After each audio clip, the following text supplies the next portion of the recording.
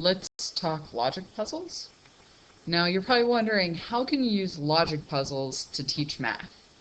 And what type of logic puzzles are we talking about?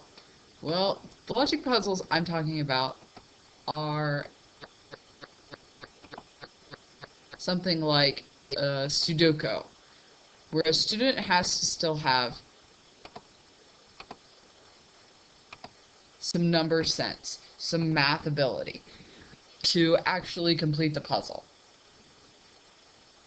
So if you take a look at this Sudoku and notice, for a student who's never seen one before, you might be tempted to just give them the rules.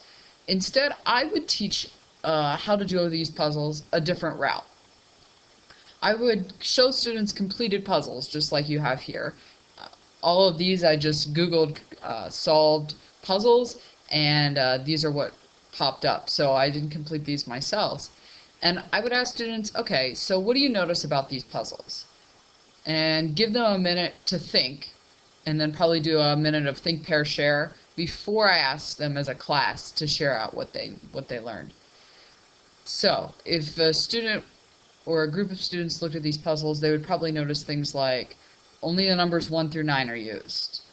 You have to use the numbers 1 through 9 once in every row and in every column. You can't repeat numbers.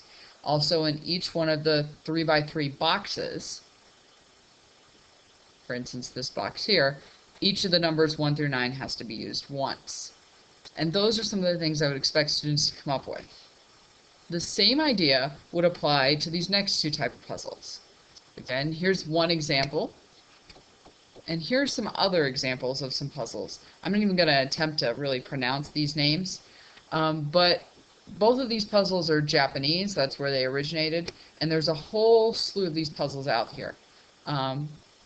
This particular puzzle came from an OCTM conference session from a professor at Miami, and I'll post the entire packet that he has for several different logic puzzles. These are perfect for teaching inductive and deductive reasoning in a geometry classroom, because students have to think and reason through, just like they would in a proof, how the puzzle works, what the rules are. So you'll notice that there are examples here of solutions, and then you can see like the original puzzle here on the left. I've posted a sample puzzle that actually includes the rules, so I'm not going to make you come up with them like I would my students on Blackboard. And your job is to either complete one of these puzzles, and you have your choice of either the Hashiwoka Karo, I have no idea if I said that correctly, or the Kakuruo. And I don't have copies of those, so I've posted a link to a puzzle website. Again, your job is to complete one puzzle for either of the two types. You can have your pick. The rules are available for both of them. And when you're done, you just have to upload one completed puzzle onto Blackboard.